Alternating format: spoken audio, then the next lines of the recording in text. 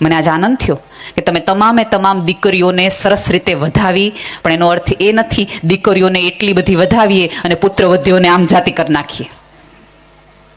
એ સમાજ ત્યારે જ સંપનો ભાગીદાર બને. અને અહીંયા બેઠેલી દીકરીઓ જ્યારે પોતાના સાસરે જાય ને ત્યારે કહેજો કે દીકરીઓના સન્માન કરવાના હોય. અને અહીંયા બેઠેલી તમામ દીકરીઓને એક નમ્ર વિનંતી છે કે તમે સરસ સાસરેથી આવ્યા. હવે તમે સાસરેથી આવ્યા હશો ત્યારે તમારી મમ્મી કે જે હવે વૃદ્ધ થઈ ગઈ છે, કે તમારી મા જે વૃદ્ધ થઈ ગઈ છે, તમારી બા, એ તમને તમારી ભાભીને ખબર ન પડે એમ તમને એમ કહે કે જો હું જીવતી છું ને ત્યાં સુધી તારા ઘરમાં જે જોતું હોય લઈ જા, મારા ગયા પત્તન મળે કે ન મળે. એ તમારી ગમતી કંઠી છે કે નાની એવી વીટી છે એ તમે દીકરીને આપી દો, અને પછી પગ ભાંગે ને ત્યાં દીકરાની ઉપાયથી અપેક્ષા રાખો તો મારો હાથ જો કે તારી તો ફરજમાં આવે, તમારે કંઠીની વીટી ઓલીને દેવીશ અને સેવાની આગળ કરાવડાવીશ. એ બરાબર નથી. કરિયાવરની પરંપરા તમે આમ શાંતિથી વિચારશો ને તો આપણી બધી પરંપરામાં એટલા માટે સરસ હતું કે એક સાથે તમે દીકરીને સરસ દેવાતું હોય, પછી ટાણા હાચવવાના હોય. પછીનું જે તમારા કુટુંબમાં તમારા ઘરમાં છે એ તમારી ગૃહલક્ષ્મી માટે છે, કારણ કે તમારું વૃદ્ધત્વ મને કમને સાચવવાની એ સ્ત્રી છે. તો અહીંયા બેઠેલી ભણેલ ગણેલ દીકરીની પણ જવાબદારી હોય કે જો તમારી મમ્મી છુપી રીતે તમને કંઠી દઈ દેતી હોય ને તો કહેવાય તમારા બાને કે જો હાચવવા છે ને આ સ્ત્રી આવવાની છે, ભાભી આવવાની, તું એને દે. અને આવું કર્યું હોય તો આવતી નણંદ રૂડી લાગે. બાકી તો આપણને એમ થાય કે આ ક્યાં આવતી હશે બધા વાહટું. તે ઘણી બધી એવી નથી હોતી નણંદ, અઘરી પડી જાય આવે તો આપણે ત્યાં બધા વાહુ કામ આવતી હશે. હે અને હા, ઘણી ભાભીઓ એવી માથા ભારે છે, હું જરાય એમ નહીં કહું. તમને શું લાગે છે હંમેશા તમારી પાસેથી લેવા જ આવે છે? આ જગતમાં આપણે ત્યાં તમને બધાને ખબર છે કે છેલ્લે જ્યારે થાપા મારે ને કંકુના પછી, અમારે ત્યાં તો ગઢવીઓમાં એવી પરંપરા છે કે થાપા માર્યા પછી તમારે લાજ કાઢ લેવાની હોય. એ વાત એટલા માટે છે કે એ જગતનું પહેલું વિલ છે કે થાપા મારીને એક દીકરી પોતાના ભાઈને પોતાના બાપને એવું કહે છે કે આજ પછી આ ઘરમાં જે છે એના ઉપર મારી નજર નહીં જાય. એ પહેલું દસ્તાવેજ. પછી એ દીકરી જ્યારે જ્યારે આવે છે ત્યારે તો પિયરમાં પોતાની જુવાની ગૂંથવા માટે આવે છે, પોતાનું બાળપણ ગૂંથવા માટે આવે છે. હંમેશા તમારી પાસે લેવા આવે છે એવું નહીં. અને ટાણા સાચવતા હોય ને તો તમે વાલા લાગો. આપણા બધાનું કેવું છે કે અહીંયા સરસ મજાનું કોઈ કેમ નક્કી કરે કે આને બોલાવા ને ઓલા કરવા, તો ફાળામાં આપણે પૈસા દઈએ, લાખો રૂપિયાનો ફાળો કરીએ, પણ તમારી દીકરીના ઘરે મામારાનું ટાણું આવે ત્યારે બસ 51 કરી નાખો ને હાલે. એનાથી ભગવાન રાજી નહીં થાય. પહેલા પોતાનાઓને સાચવો, પછી પારકાને સાચવો. ગમે એટલા પારકાને દેશો ને તો પારકા જ રહેશે. પોતાનો લોહી હશે ને એને જીવ બળશે ને તમારું દોડતું પાછું આવશે. અને એટલીસ્ટ બીજા કઈ નથી, પતિ પત્ની તમે એકબીજાના થાવ. એક દિવસ એક ભાઈ ઓફિસથી ઘરે આવ્યા અને એને કીધું ખાચો તારું 16 સંવારનું વ્રત ફળ્યું. એટલે ઓલા બેન કે કઈ રીતે? એ કે આજે અમારી કંપનીના 50 લોકો દટાઈ મર્યા, આખી બિલ્ડિંગ કડડ ભૂસ થઈ ગઈ. એટલે ઓલા બેન કે તમે કેમ બચી ગયા? તો એ કે હું તો માવો ચોળવા બહાર ગયો હતો ને એટલે આપણો વાંધો ન આવ્યો. અને પાછા ભાઈ માવો ચાળતો જોયું, વ્યસન કઈ હાવ નકામું નથી, કામ લાગ્યું ને. એટલે બેને ખાસ ધ્યાન ન આપ્યું. પછી બે પતિ પત્ની સાંજે આમ રાત્રે ટીવી જોતા હતા અને ટીવી ચાલુ કર્યું એટલે સરકારે જાહેરાત કરી કે જે લોકો મૃત્યુ પામ્યા છે એના દરેકના ઘરને 1-1 કરોડ રૂપિયા આપવાના છે. એટલે ઓલા બેન કે જોયું તમારી માવાની ટાઈમ છૂટી નહીં હજી હું કહું કે છોડી દો, આ છોડી દો. કરોડ તો મળત.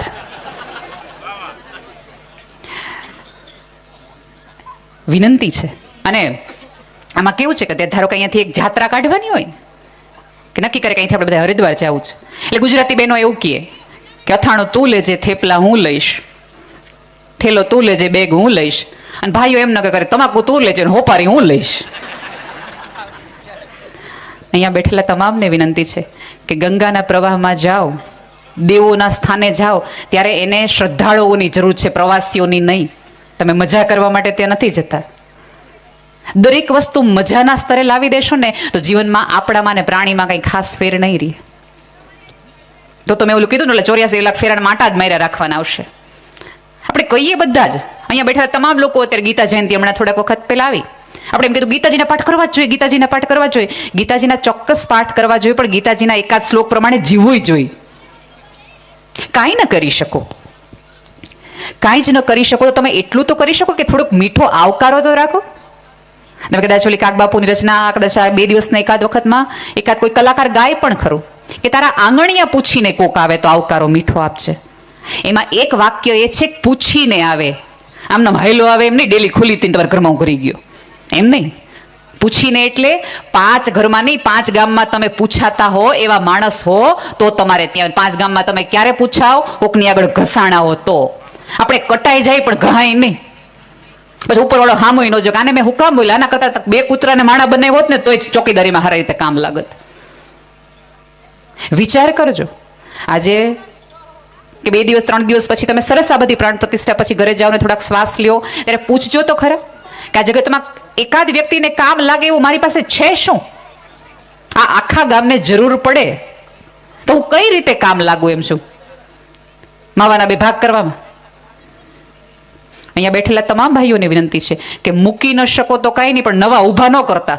ચાક તો ખરો, એમાં કાંઈ ન થાય. હોપારે તો હારી ડોક્ટર કીધું છે એમ કરીને બંધાણ કરતા થાય. અને આપણી ત્યાં તકલીફ એ છે કે શરદીના ચેપ લાગે પણ હારપના ચેપ કોઈને ન લાગે. આદલપતભાઈ આટલા દિવસથી કામ કરી રહ્યા છે, કોઈને એવો વિચાર ન આવે કે સ્કૂલમાં જે છે એ સ્કૂલની દીકરીઓને આપણે કંઈક ભણવા માટે મદદ કરીએ. 2 વ્યક્તિઓ ના પાડતા હોય તો ગામના લોકો ભેગા થઈને જાઓ કે દીકરીઓને ભણાવવી જોઈએ. 8મા ધોરણ પછી પણ તમે દીકરીઓને ભણાવો. જો તમે ભણાવશો નહીં તો આ સમાજ ક્યારેય. અને એક વસ્તુ યાદ રાખજો કે આ જગતમાં જ્યારે જ્યારે સંસ્કૃતિ બદલાણી છે એ સ્ત્રીના ભણવાના કારણે બદલાણી છે. કારણ કે આવનારો સમય કે સમાજ એ સ્ત્રીના ગર્ભમાંથી મોટો થાય છે. એ સ્ત્રી ભણેલી હશે તો 2 કુટુંબને તારશે, 2ને સમજાવશે. પાછા આપણે એમ કહીએ બહુ ભણેલ ગણેલ ને બહુ પછી આમથી આમ કરે. તમે ન ભણીને શું કરી લીધું? આમથી આમ જ કર્યું ને, એ જ કર્યું. તો વિનંતી છે કે શક્ય હોય ત્યાં સુધી ભણાવો. અવાજમાં થોડુંક મીઠાશ રાખો, થોડાક દાંત કાઢો ને આટલા બધા ધરખમ થઈને કાર્યો. કોની લોન તમે લીધી છે? તમે જો 2 બહેનો મળે ને એકબીજાને તો એકબીજાને સ્માઇલ કરે, હસે. 2 કલાક તમે 2 અજાણી બહેનોને મૂકી દો ને તો આરામથી વાતો કર્યા કરે. પણ 2 ભાઈઓને તમે મૂકો તો એકબીજાને સામે ડોળા જ કાઢે.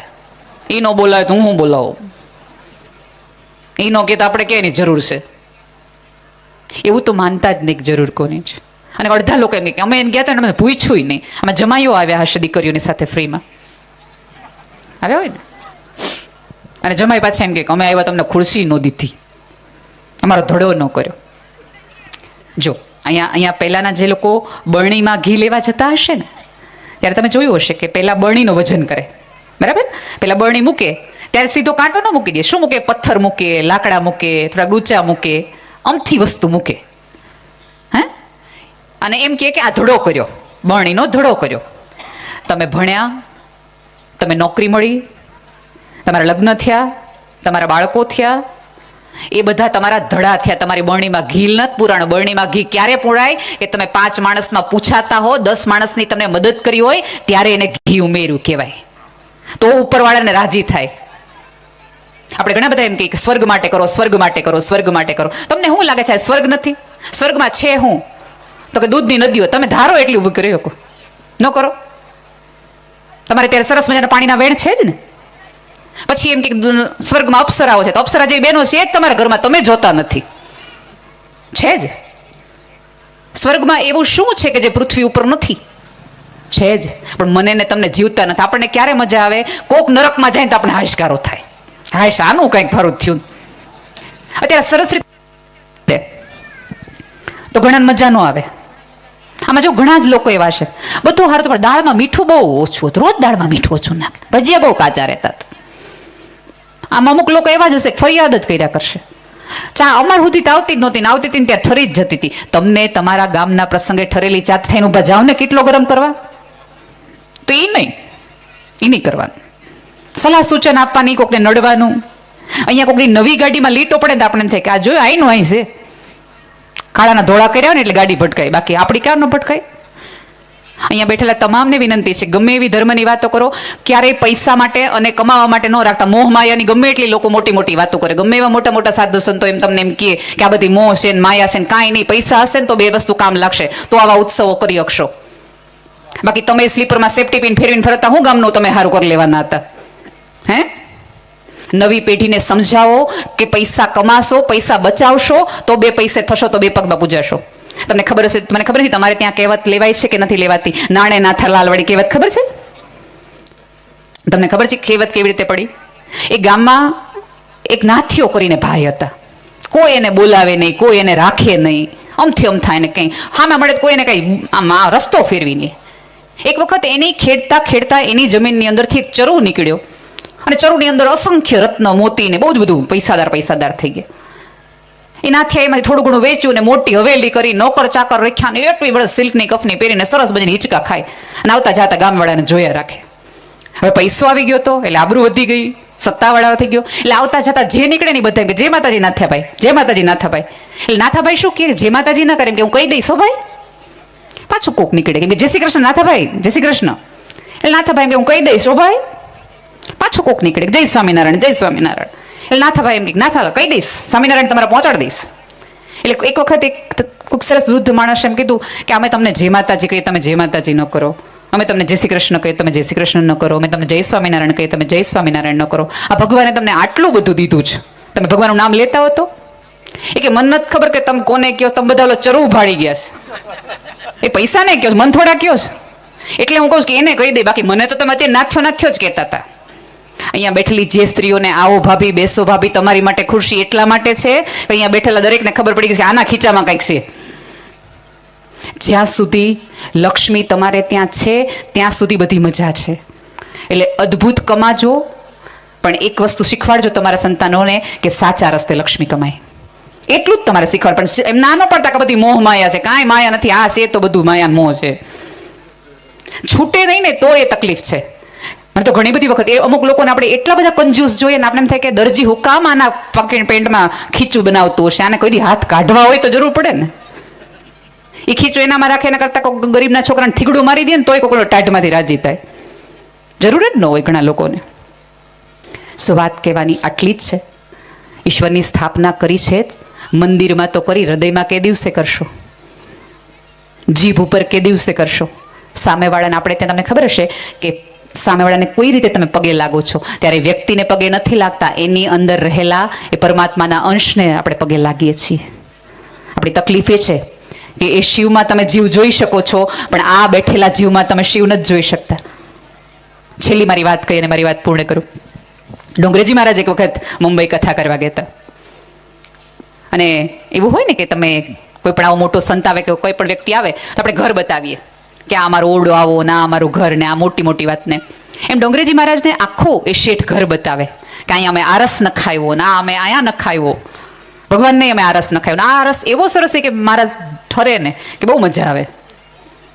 પછી શેઠના રૂમમાં ડોંગરેજી મહારાજને એ શેઠ લઈ ગયા અને મહારાજને એવું કીધું કે ગમે એટલી મોટી હવેલી કરી પણ ખબર નહીં ઊંઘ નથી આવતી, રાત પડે ઊંઘ નથી આવતી, એસી છે, પંખો છે, બધું જ છે, પણ ઊંઘ નથી આવતી. ત્યારે રૂમમાંથી બહાર નીકળતી વખતે ડોંગરેજી મહારાજે એ શેઠના ખભે હાથ મૂકીને એટલું કીધું હતું, આ પાણા ટાઢા કર્યા ને એના કરતાં કોઈક માણાને ટાઢા કર્યા હોત ને તો તને ઊંઘાવત. હા, કથા આટલી જ છે કે અહીંયા બેઠેલા કોઈ પણ વ્યક્તિ તૂટેલા હૃદયને તમારા શબ્દોથી જો એકાદ મલમ લાગી જાય, એકાદ લથડિયા લેતી વ્યક્તિને તમારો આધાર મળી જાય, કોઈક માણસને આત્મહત્યાનો વિચાર આવતો હોય ને તમારી આંખમાંથી એમ લાગે કે આ માણસ મને બચાવી શકશે અને તમારા આંગણિયા પૂછીને કોઈક મદદ કરવા આવે ને એમ થાય તો દઈ દેવા જેવું હોય તો દઈ દેજો. અને એક વસ્તુ યાદ રાખજો, જેને તમે કરીશ ને સવાયો થઈને ઓલો કરે જ છે. તે દિવસે એણે શેઠ સામળગાની હુંડી સ્વીકારી હતી નહીં, તો હુંડી લઈને બેઠો જ છે, પણ કોઈક લેવાવાળો ને દેવાવાળો હોય જોઈએ ને, એને તો દેવા જ બેઠો જ, એને ક્યાં નથી દેવું, પણ કોઈક એવો મળવો જોઈએ. તો બસ કથા એટલી છે. અને હજી ફરી વાર કહું છું સ્ત્રીઓને કે જીભ ઉપર જેટલી કુમાશ રાખશો અને ભણશો તો જગતમાં આગળ વધશે. અને ભાઈઓને વિનંતી છે કે જેટલું સન્માન તમે ડુંગરાવાળીનું કરો છો એટલું જ સન્માન તમે ઉમરાવાળીનું કરશો ને તેદી તમારો મહાદેવે રાજી ને તેદી તમારી માતાજી રાજી. બાકી વાતમાં જેટલી તમે દીકરીઓને વધાવો એટલી તમે પુત્રવધુઓને પણ વધાવો, એટલું જ એને સન્માન આપો તો આ જગતમાં આવતી દરેક દીકરી માટે એવું થશે કે નાના ભલે આવી. અને દીકરી વખતે જલેબી અને દીકરા વખતે તમે પેંડા વેચો, ત્યાંથી જ તમે ભેદભાવ જે શરૂ કરી દો છો એ ભેદભાવ જ્યારે નાના પાયેથી તમે બદલાવાનો છે. આખું ગામ નક્કી કરે કે વ્યસન નથી કરવું, પણ સાથે એ પણ નક્કી કરે કે આજ પછી જ્યારે પણ દીકરીઓ આવશે ત્યારે આ ગામમાં પેંડા જ વેચાશે, જલેબી નહીં વેચાય. અને કે દીકરા વખતે તમે જલેબી વેચવાનો રિવાજ કરી નાખો. હું ક્યાં કહું છું, બદલાવી નાખો ને બંને પક્ષે, બરાબર ને ભાઈ? આટલી વાત કરી, મારી વાતને પૂર્વ કરું છું અને હું ઈચ્છું છું કે જે દેવને તમે આરાધ્યા છે એ દેવના અખંડ હાથ તમારા સૌ પર રહે એવી પરમ અસ્તિત્વને પ્રાર્થના. ધન્યવાદ.